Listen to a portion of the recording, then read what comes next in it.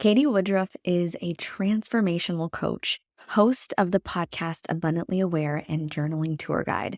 She aims to create awareness around the benefits of journaling, meditation, and mindfulness for entrepreneurs everywhere so that they can create the life that's wholly their own. Welcome back to the Women's Empowerment Podcast. Thank you so much for joining us today. I'm excited to welcome Katie to the podcast. Katie, thank you so much for being here. Thank you so much for having me. I'm stoked that you're here because we are actually doing a bit of a podcast swap. So it's really fun to talk to other podcast hosts because, you kind of get it. We can jump into things. You got the good mic. We're just ready to rock and roll. Matching Also, mics. I was going to say also, thank you for telling me that I was using my mic wrong for the last 4 years. I have switched it over. Am I doing it right? Yes. Okay, yes. perfect. I like to hear it. Amazing. So why don't we just kick things off with telling us a little bit about your background and how you became a transformational coach and podcast host? All right. We can start from May of 2021. I was extremely stressed out to the point where I created this. It manifested into a health concern. I developed a migraine, and that migraine lasted, it wasn't like your typical migraine. I get the orbs, and I also got a full half body numbness. Like the whole left side of my body was numb from the middle of my face to the tip of my toes. And it would happen like every few hours for a few minutes at a time. And based on that, I was told it's your stress manifesting as a migraine and you need to just de-stress. And that is when I found journaling. I started with, if your listeners have heard of, I'm sure they have, maybe in passing, The Artist's Way. And I started with that book, and it was just a complete overhaul of how I was reacting to things, my stress levels, what I was bringing into my life. And I started journaling. And, my migraines happened for a month and then they stopped. And I haven't had a migraine since then. So for the last 2 years, I haven't had a migraine. May 24th of this year will be 2 years straight that I have journaled for. So I guess you could say that is where it all started. That is where I decided that I needed to tell people about this amazing thing called journaling, and that it doesn't have to be like, in The Artist's Way, she speaks about your morning pages, like 3 consecutive morning pages. And I'm here to tell you that it doesn't have to be 3 pages. Not everybody has time for that. And so that's really what I bring to the table as a transformational coach. And podcasting fell into my lap, and I love podcasting. I think that spreading your voice is very important. And my podcast is called Abundantly Aware. And the basis of that is, I think that we all need to become aware, and awareness is the first step to making change and making transformation. And so I became aware of my stress through my migraine. Yes, that sucks, but I became aware of my stress and thus developed my journaling practice. And I just think that there are so many other things that people could be aware about to create a life that's wholly and completely theirs. So that is me, and that's what I'm about. Oh my goodness, I love that story. And I think there are so many really important key points that I want to highlight. One of them being that you took to this really holistic approach to your wellness, because I think a lot of people just live with the migraine. I have migraines, and they identify as that, and then that's just part of who they are. But you didn't. And I really want to applaud you for that, because that's brave and that's very confident of you to take your own health into your own hands. And I really admire that in people. The other thing that you mentioned was that, even though you were having migraines and you were journaling, it was all to do with stress. And so, as I mentioned, you take this kind of holistic approach to your health and you take it into your own hands, and you find this really incredible tool and you make it a habit, which obviously, I'm all about. Absolutely. So that just, I love all of it. I love I'm sorry that you had to go through the migraines, but how incredible is it to say that you don't experience that and you haven't experienced that since, 2 years ago? Amazing. That's so Yeah. amazing. I actually don't know if I've talked about that book before. So I am going to look it up and I'm going to link it into the show notes. I'll also link your Awesome. podcast there too. Thank you. Yeah, yeah. Of course, we got to sharing is caring. I love it. So Yeah, yeah, a couple of questions come up for me. So obviously the show is called the Women's Empowerment Podcast, and I know you help women and you help yep. people through meditation and through journaling, through mindfulness and that awareness and these practices. So how how do you feel these practices, journaling, meditation, mindfulness, how do they empower women? Mm, that's a good question. I think that they ultimately empower you to discover a different way of living and to discover a way of living that works for you. Because I feel like society and others around us kind of put us into a box and tell us what we need to do.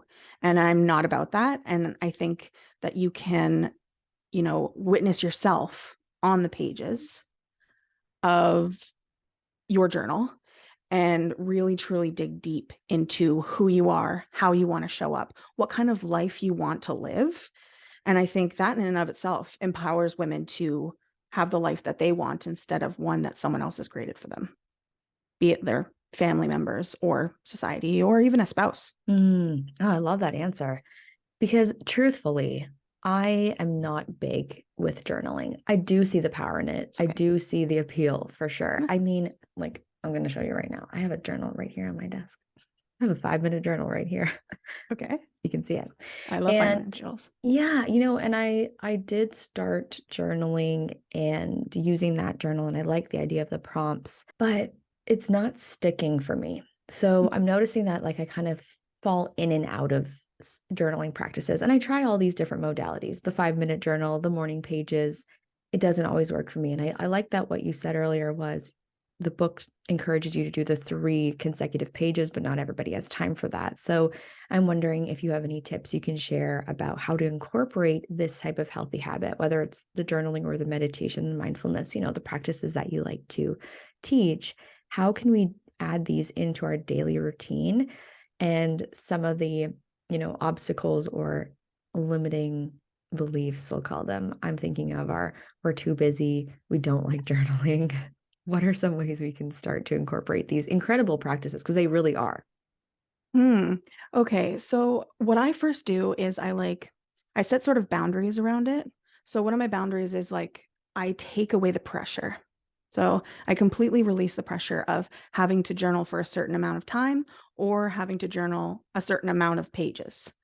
So because that pressure is alleviated off of me, if one day a week I actually go into an office, so I don't have as much time to journal. And if I had kept that pressure on myself to have to journal, have to make this massive transformation throughout my journaling practice, I don't think I would journal on those days. So because I alleviate that stress and that pressure, I just journal for like a half a page usually or a paragraph. And I'm just like, I'm not looking forward to this, but it is what it is. There's an end to this. It's okay. I'm going to enjoy my book on the bus and I'm going to be able to just watch as the cars drive by me as we're driving down the road.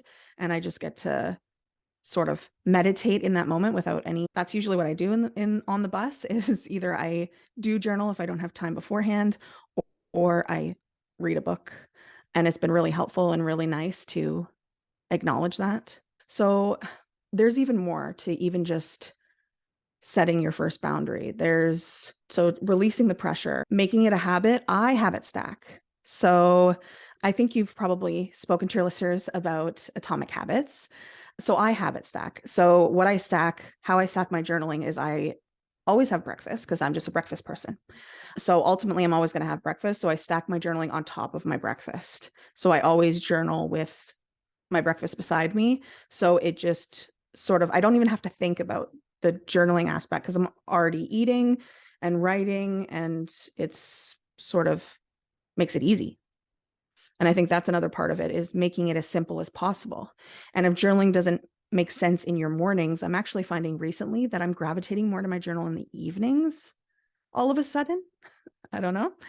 And I'm journaling like 4 pages before I go to bed. And like you also have to, that goes hand in hand with something else, is listening to yourself and when it feels right. And if journaling doesn't feel right to you, find something else where you can release, where you can work through it. I also like to talk to myself out loud.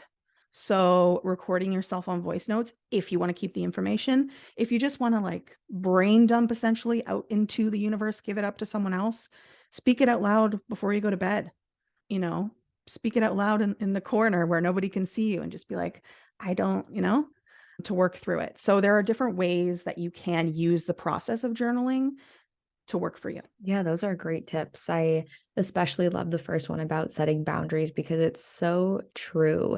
We think that things have to be a certain way, but if Mm. we, and I mean, maybe it's not even a boundary, but it's permission. It's permission to do it your way. And then having that boundary for obviously you're for yourself. Yeah, habit stacking is huge. I mean, you already have a routine in place, so you might as well just add into it or add on to it. I love that. And I think for me, like I'm going to use myself as an example because Of course. I'm here with you. But for me, I find like I struggle with the free writing versus if I have a prompt that I Mm. can sit with and respond to. So, Yep. could you possibly share some prompts with us or maybe where we could find the best journal prompts? Okay, many, many areas. So, if you like affirmation cards, for instance, they are a fantastic way to just pull one and journal on the topic that comes up for you when you pull the card. You can also do it with tarot if you wish, because each of the cards do symbolize something different. So, that's usually what I do as well, because certain cards mean transformation. Certain cards, like the death card, for instance, which is my favorite card, it is a transformation. It's the dying of something else, so something else can come up. And if you do get that card, you can journal on that specific topic. And you can always come back to topics too. So you can always go back to the old pages within your book and go back to the topic on death, on the death card that you possibly pull, because sometimes we don't have time. It comes back to that. You can always come back to the topic. So I like to use cards personally as well. Like in the mornings, don't, if I'm struggling with free writing, because I don't usually journal as much when I am free writing. It's way better when I have a journal prompt.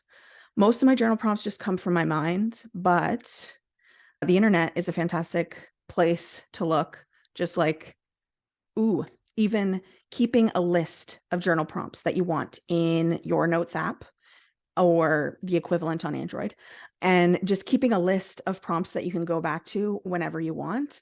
Another way that I find journal prompts is through books. So even fantasy books, sometimes something happens to the character and you're like, what if that happened to me? And I don't know, maybe I'm the only one that thinks this way, but I'm like, what if that happened to me? And then, I journal about it depending on the novel that I'm reading. I don't read as many nonfiction books as I used to, and that's just what feels good to me. But I am reading a nonfiction book at this time, and it is coming up with a lot of journal prompts for me, so they are a little bit easier. But yeah, I think those three things: the internet, AI is also a great way as well. Now, I found that it comes up with some really great prompts if you have an area that you specifically want to examine. But if you're not sure what you want to journal on that day, I think like pulling a card is your best bet. Oof, I love pulling cards. Can I pull a card right now? I'm like, I have Yes. cards. Can I? Okay, Yes. give me 1 second. I'm gonna grab them. They're right behind me. I've never pulled a card on my podcast before. Well, not for like a Ooh, guest episode. This is exciting. yay. Okay, let's make this episode. The deck is called Wisdom of the Oracle, and it's one of my Ooh. favorites.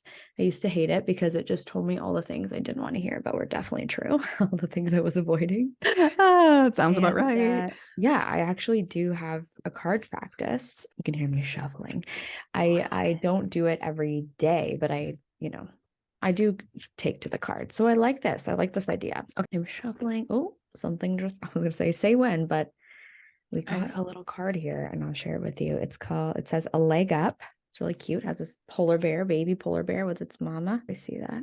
Okay. So what I actually like to do is even before reading the card, I look at the oracle card, and I don't know if you do this with your affirmation cards, but I just really look at the picture and I kind of take to how does it make me feel when I look at it. So maybe I'll share that with you again here. Can you see it okay? Yeah. Does anything Yeah, I come to can. mind?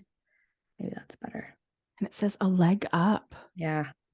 I think for me, that sort of brings up like the assistance of others, maybe connection with others, Mm, because the baby is like trying to climb up onto the mama. I think yeah. that's what I would Yeah. take from it. But I like that. So the essential meaning says receiving help, delegating authority, interdependence. So good, right? mhm. The oracle's message, you come to a point where you are going where, oops, you come to a point where going it alone is no longer optimal for you. Life has a way of presenting you with the perfect people to align with who can give you a leg up during this next phase of your journey.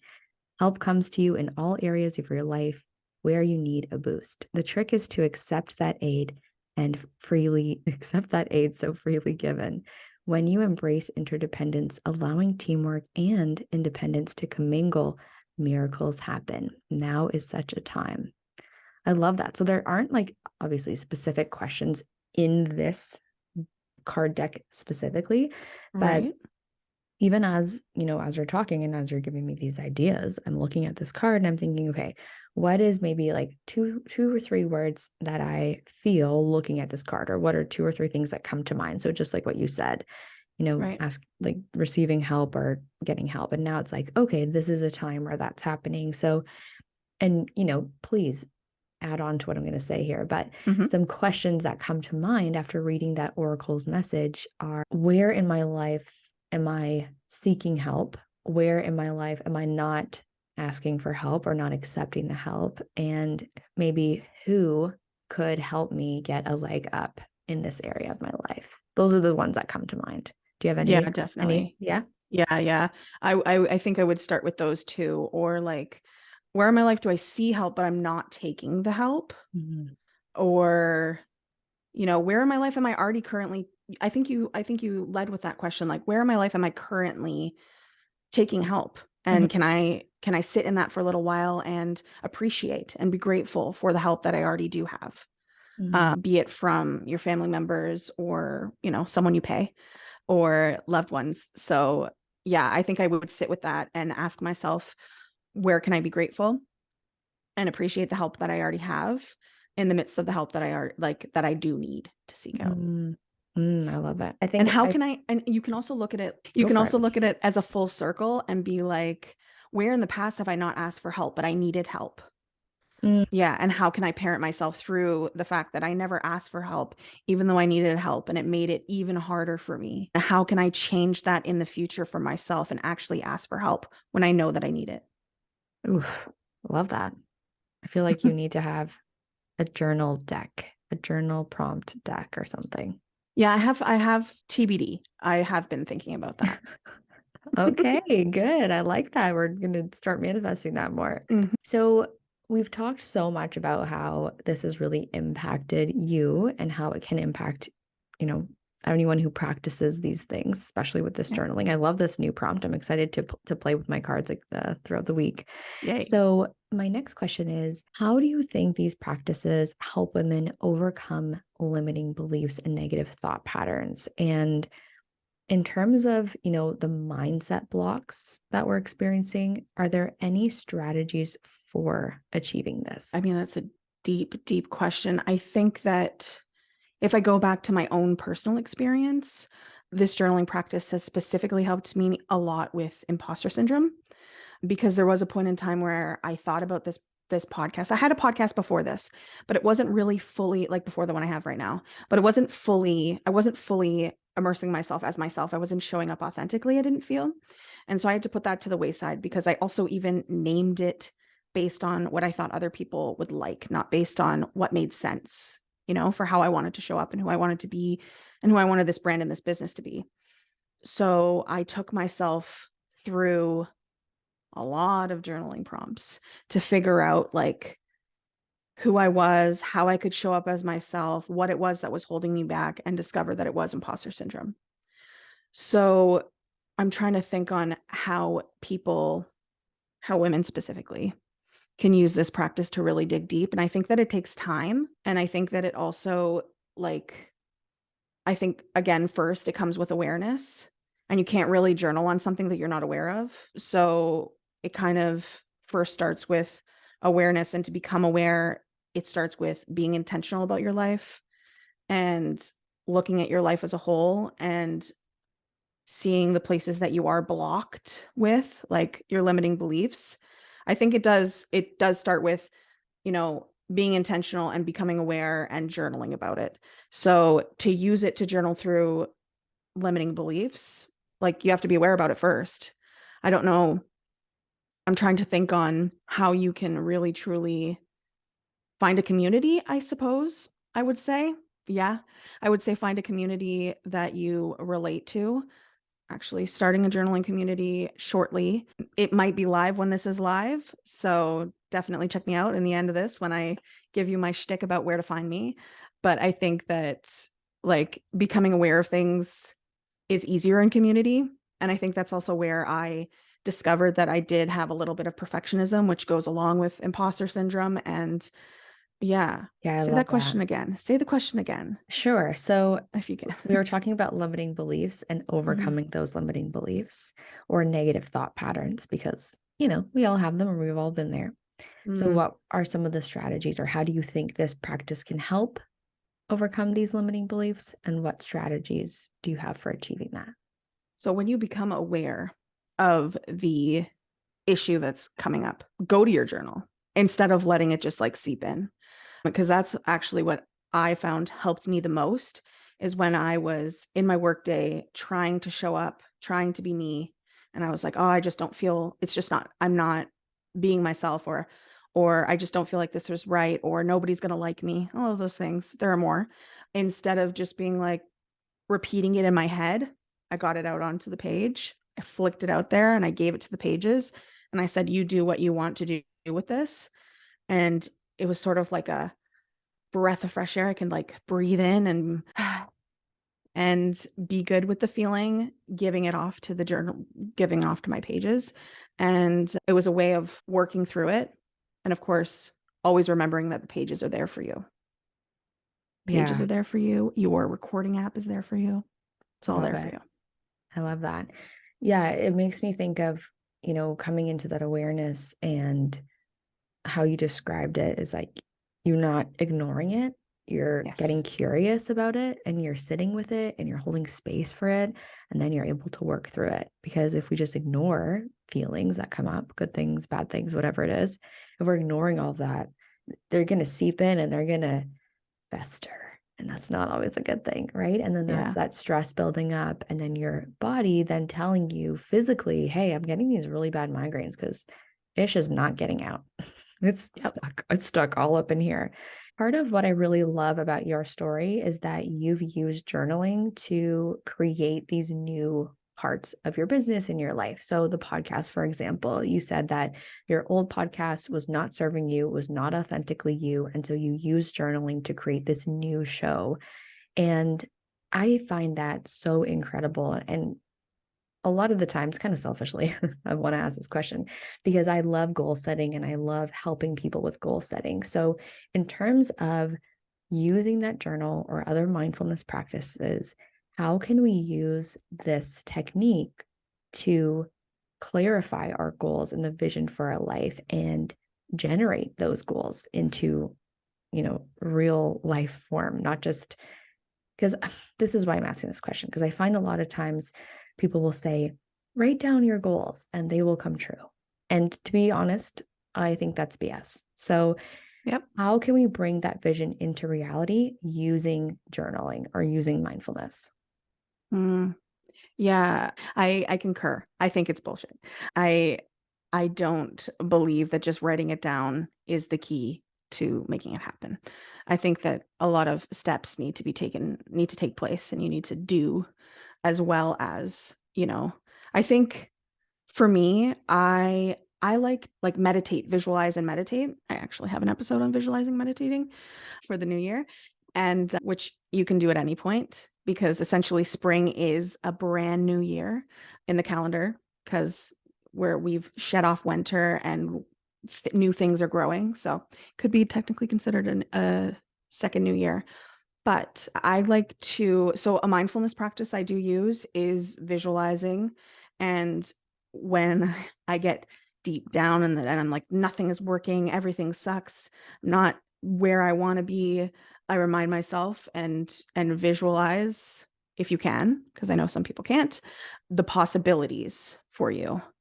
And when it comes to goal setting, for me, I am as open as I possibly can be to the possibilities for my future. I am a person that lives with anxiety, so sometimes it's a little bit difficult to look so far into the future to set those goals. And so dreaming and just letting it flow is so much easier for me than being super concrete. So when I do get to my pages and I'm like trying to set goals, I'm just like, what is the possibility? And go about all the possibilities that could possibly happen, like all the positive possibilities that could possibly happen. Not giving a timeline. I know it goes against those SMART goals, is it? It goes against SMART goals completely. But forcing myself and pigeonholing myself into a time frame sometimes creates a little bit more anxiety that doesn't need to happen. So I sort of just let myself dream and explore on the pages. The possibilities of anything could happen this year in regards to the certain areas of my life that I want to focus on. I I mean, I do set goals. I do set goals. I'm trying to find a way that really works for me, to be honest. The best way that works for me. I have tried to set goals many times without luck, or like I always go towards them. I always work towards them, but I don't always end up the result that I want. So I turn to my pages and I remind myself that it's okay, that you got somewhere. You did work towards it. Maybe you didn't fully fulfill it, but you did work towards it. I'm glad that you said that because I see this a lot in my mentorship with healthy habits. So your tool is Mhm. journaling, my tool is habits, and sometimes the Mhm. client is journaling and that's part of their habit. And one of the things that really holds people back is this I don't know if it's fear or just stress or this incompleteness they feel. So they'll habit, they'll be really excited, they'll keep that motivation, they're stacking it into their routine, but then something slips, something falls through the cracks, and they miss a day. And all of a sudden, the world comes crashing down because they didn't get it done. And the reason why I'm thinking of this is because you and I are both on Duolingo, the language learning app. And yeah, I love that Duolingo has these streak freezes if you miss a day. So I shared with Katie at the beginning, right before we recorded, that I had a really long day yesterday. And this morning I thought, oh, I didn't do my French last night. I did not do that. So I opened the app because I was like, I can't even remember doing French. And sure enough, I missed a day. And so I have an over 900-day streak of language learning through this app, which is like really amazing. Now, of course, if you look through the app, you'll scroll through the last 2 years or however many years it's been, and you'll see these little, they look like fire, but they're ice, and it's called a streak freeze on Duolingo. Oh, So if you oh miss a yes. day, yeah, if you miss a day, it freezes your streak, meaning, hey, you didn't do this day, but that doesn't mean we're going to, veto this whole effort that you've put in. Because even though maybe it says 983 days, and I've really only done 970 days, it doesn't let you fail for missing a day. And I feel like that's so powerful in terms of any sort of whether it's goal you're creating or habit you are working on. It's that like consistency doesn't have to mean every single day. And I'm saying it right now and I'm thinking maybe this is what I needed to hear because my journal habit isn't every single day. Mm. However, I come back to it when I want to, just like my cards, just like the other practices I'm sure we have. So yeah, I'm glad that you shared honestly that, yeah, not all the goals have come to fruition. And it reminds me of one more thing, which is, I don't know if I'm saying the quote right, but something along the lines of we overestimate what we can do in a year, we underestimate what we can do in 10 years. And so I Yes. think, yeah, I think a lot of people who are either writing their goals in their journal or they're making a vision board or they're meditating and holding space for their goals. I think it's really important to remember that you might have the goal, maybe the timeline is one full year, but it doesn't manifest into our reality until the following year, and that's okay. And I like that you were honest with your goal setting and saying, yeah, I'm still working it out. I'm still journaling through it. So that's fantastic. I think again, I just applaud you. You do amazing things. Thank you. Oh, I you're welcome. actually I actually have had a masterclass, and that's how I like on journaling, on the introduction to journaling, and I reminded everybody that it doesn't have to be every single day. If that is not how you feel like you can show up to the pages, you don't have to. Just because I say that I've almost journaled every day for 2 years, I actually did miss one day, and that's because I was traveling and I had completely forgot to do it. Now, I did like address the pages the next day and journal for like 4 pages because I missed that one day because I had so much to say because of missing that day. But it reminded me that it's okay. And then I continued journaling every day after that. Like it didn't stop me. And funny you go into Duolingo. I haven't had to use one of those freezes yet, but I'm not at 900 days. I'm only at 291. But only, as I say only, I am at 291 days, which is of Spanish. I'm learning Spanish. So I love that language. And I think it's so beautiful to be able to go back to it, because going back to perfectionism, so many perfectionists have that little habit tracker and they miss a day and then it's all downhill from there. And then they shame themselves and create this whole entire thing that doesn't exist and hate on themselves for not accomplishing that goal, even though, 5 out of 7 days were complete. And that is fantastic and wonderful. And I think that we need to realize that it doesn't have to be perfect in order to do it, just like journaling. So if you only come to the pages when you really, really need it, like when you're really, really struggling with it, that's perfect. Or you only come to the pages in the seasons of your life where you have more time, also perfect. All perfect. I love it. So good. You've shared so much incredible wisdom today. Thank you so much. Before we get into the last round of our show, is there anything that hasn't been said that you really want to share? No, no. I think that what came up needed to come up. I think that journaling is a very important practice that I hold near and dear to my heart. And I think that everybody should, no, everybody can give it a try if they want to give it a try. And I can help you along that journey, really, if you need Amazing. it. Where can people find you, follow you, and be supported by you? So you can find me over on Instagram and YouTube at Abundantly Wear Podcast. You will, by the time this is up, you will be able to find me on abundantlywear.com.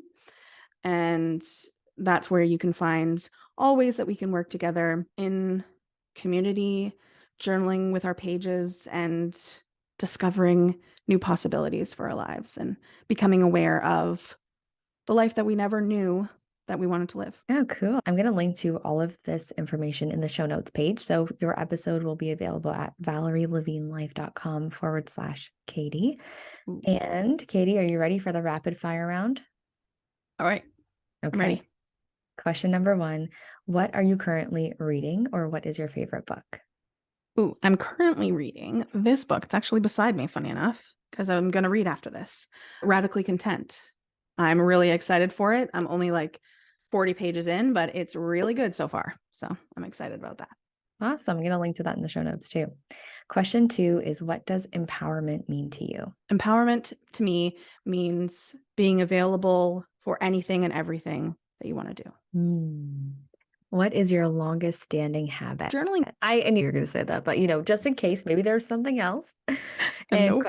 question number 4, what are you currently working towards? Currently, I'm working towards launching a group journaling program. So be on the lookout for that. Katie, thank you so much for being on the podcast today. Thank you for all that you do. I feel inspired to try meditating, try journaling.